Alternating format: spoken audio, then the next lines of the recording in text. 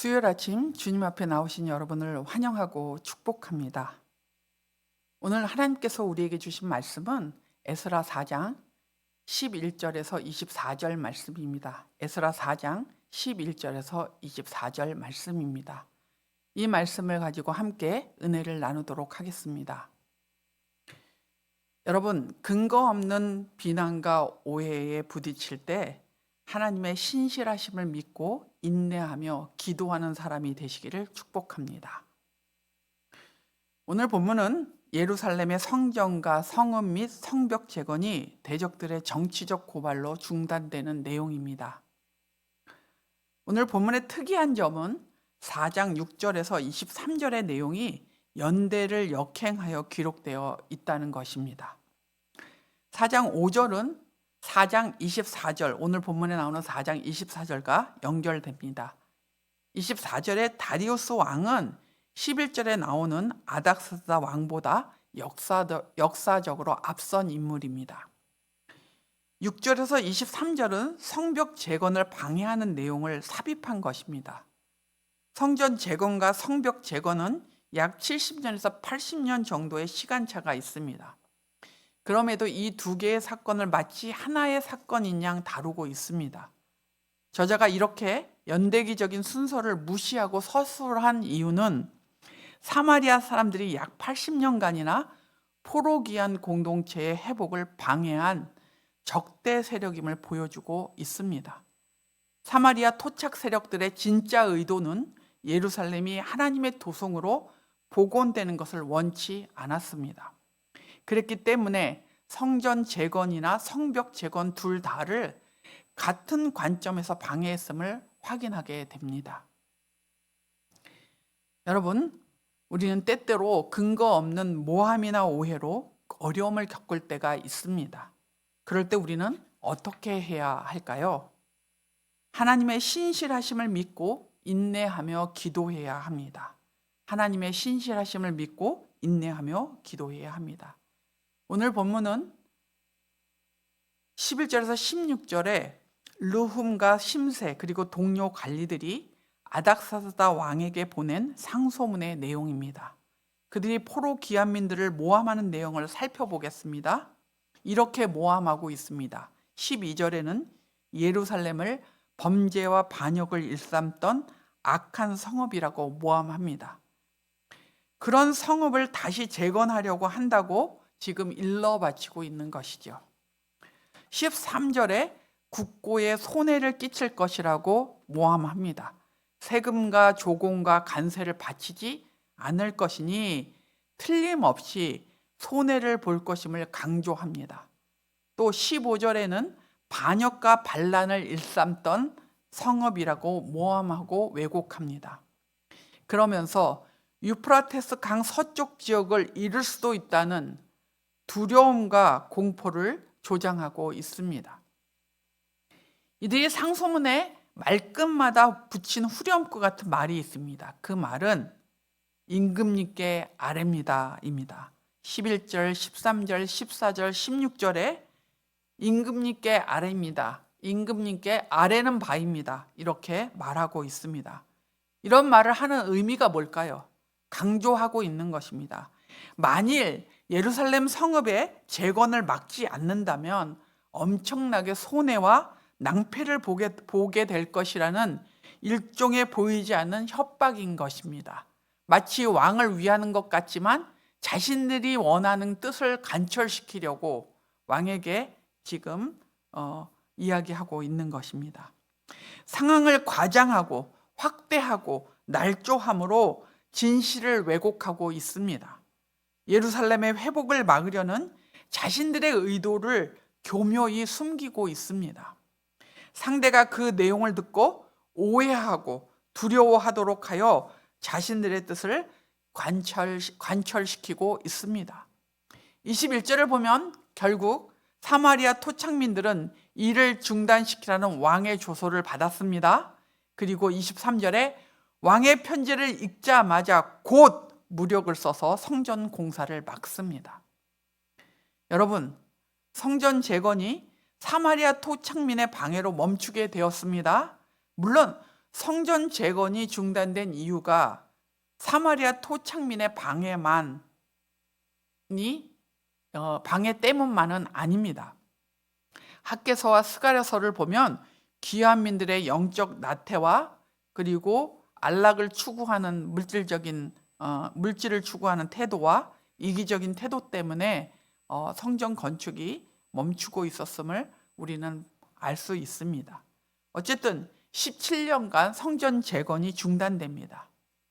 여러분, 우리는 주님의 일을 하거나 또는 선한 일을 하면서 포로 귀환민처럼 근거 없는 모함이나 오해로 어려움을 겪게 됩니다. 그럴 때마다 우리는 기억해야 합니다. 하나님의 신실하심을 기억해야 합니다. 여러분, 포로 귀환민이 어떻게 예루살렘으로 귀환했습니까? 그들이 정치적, 경제적 힘을 가지고 그 힘 때문에 귀환할 수 있었습니까? 성경 어디에도 그런 말은 없습니다. 그것은 예레미야를 통해 하신 약속의 말씀을 이루는 약속 성취의 사건입니다. 우리 주님께서 예레미야를 시켜서 하신 말씀을 이루시려고 페르시아 왕 고레스의 마음을 감동시켰다고 에스라 1장 1절에 나오지 않습니까? 이방 나라의 왕을 사용하셔서 주님은 약속을 이루시는 신실한 하나님이십니다. 포로 귀환민들이 예루살렘에 와 있는 것은 하나님의 약속의 성취였으니 그런 모함과 방해에도 흔들리지 말았어야 했습니다.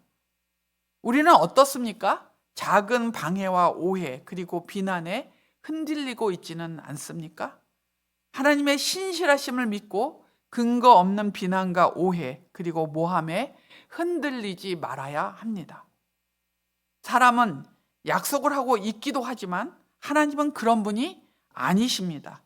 주님은 자신이 하신 약속을 아무리 오랜 시간이 지났어도 기억하고 이루시는 신실한 분이십니다.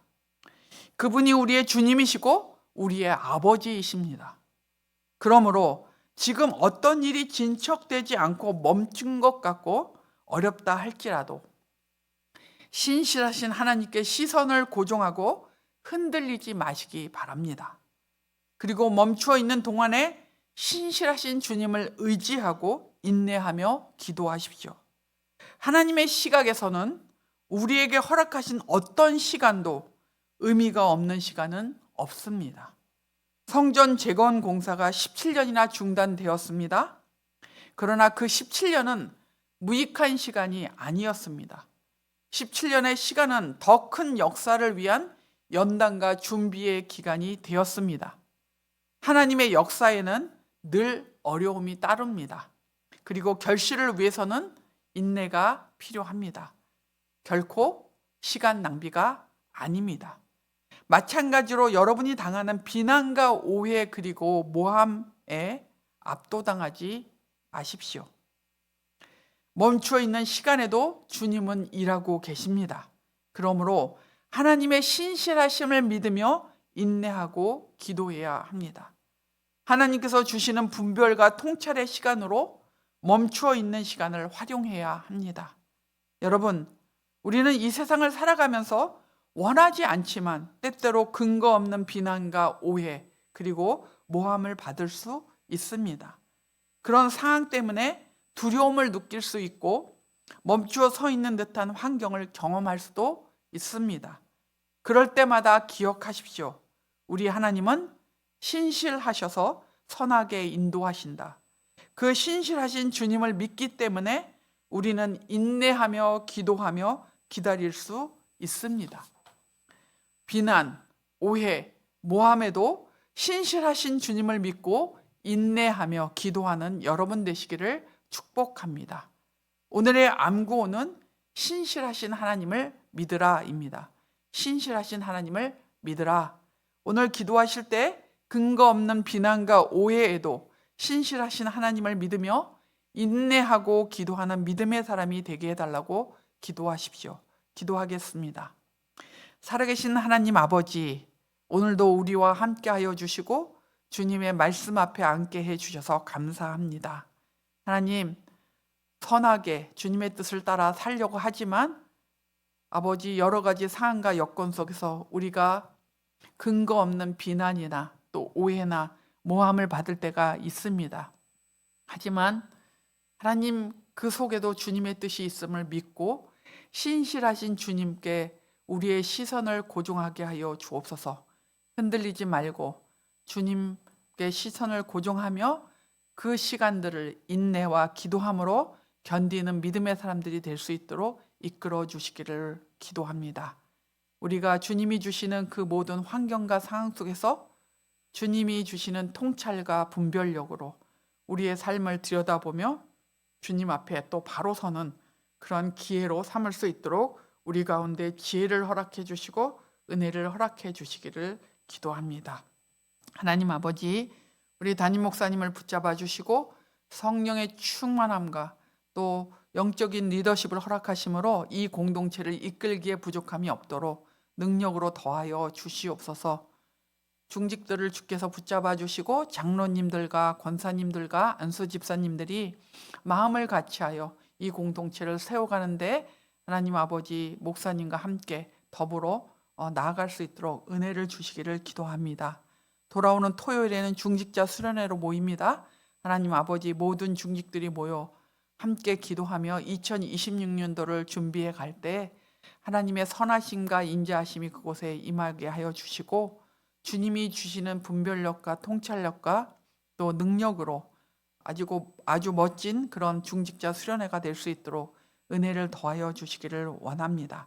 하나님 아버지, 육체적으로 정서적으로 경제적으로 어려운 자들을 주께서 불쌍히 여겨주시고 긍휼히 여겨주시며 하나님이 돕는 손길로 함께 해주심으로 아픈 자들이 회복되고 또 정서적으로 어려운 자들이 평안함을 누리고 또 아버지, 물질적으로 어려운 자들의 길이 열리는 그런 은혜를 허락해 주시기를 기도합니다. 특별히 하나님 아버지, 우리 강지숙 자매와 신보영 권사님을 주님 손에 올려드리고 주의 은혜를 구하오니 아버지, 살고 죽는 것이 주님 손 안에 있사오니 주께서 능력으로 함께 해주시고 생명을 연장시켜 주시며 강건케 해주시기를 기도합니다. 주님, 이 나라와 임지옥을 불쌍히 여겨주시고 하나님을 두려워하는 나라, 또 하나님의 공의와 정의가 실현되는 나라가 될 수 있도록 함께 해주시고 인도하여 주옵소서. 오늘도 주님을 의지하며 주님 앞에 인내하고 기도하며 살겠습니다. 우리와 함께하여 주옵소서. 예수님의 이름으로 기도합니다. 아멘. 하늘에 계신 우리 아버지여, 이름이 거룩히 여김을 받으시오며 나라가 임하시오며 뜻이 하늘에서 이루어진 것 같이 땅에서도 이루어지이다. 오늘 우리에게 일용할 양식을 주시옵고 우리가 우리에게 죄진 자를 사하여 준 것 같이 우리의 죄를 사하여 주시옵고 우리를 시험에 들게 하지 마시옵고 다만 악에서 구하시옵소서. 나라와 권세와 영광이 아버지께 영원히 있사옵나이다. 아멘.